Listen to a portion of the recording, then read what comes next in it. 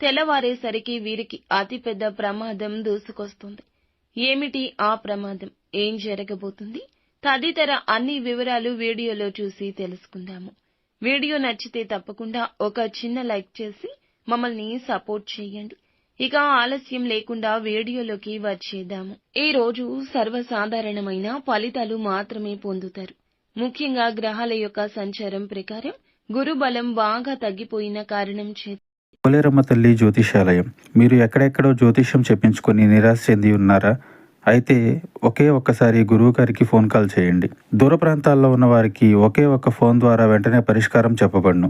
మీ ముఖము, ఫోటో, చేయి, పేరు, వయస్సు, గోత్రం వాట్సాప్ చేయండి. ప్రేమ, పెళ్లి, ఉద్యోగం, రాజకీయం, విదేశీ ప్రయాణం, ధనం నిలకడ లేకపోవడం, భార్యాభర్తల మధ్య గొడవలు, ఆస్తి తగాదాలు, అప్పుల బాధలు, స్త్రీ పురుషులకు పర్సనల్ గా ఎలాంటి సమస్యలున్నా పరిష్కారం చూపబడును.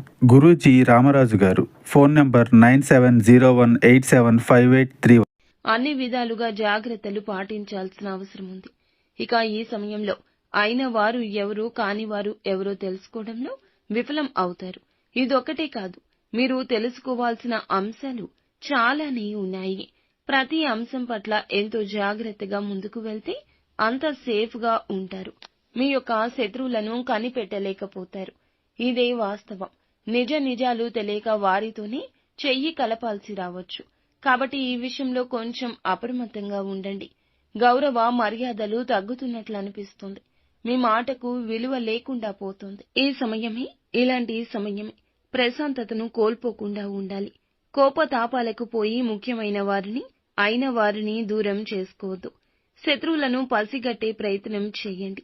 మరొక ముఖ్య విషయం చెప్పాలి. ఏమిటంటే కొన్ని సమయాల్లో కీలకమైన నిర్ణయాలు తీసుకోవాల్సి వచ్చినప్పుడు చురుకుగా వీరు పని చేయలేకపోవచ్చు.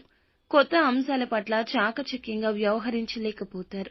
అప్పుడే కుటుంబం వీరికి మద్దతు ఇస్తుంది. జీవిత భాగస్వామి యొక్క సాయం ఎనలేనిదని చెప్పొచ్చు. దీని మూలంగా వివాదాల్లో చిక్కుకోవాల్సి వస్తుంది. అలాగే ఆశించిన లాభాలు అందుకోలేకపోతారు.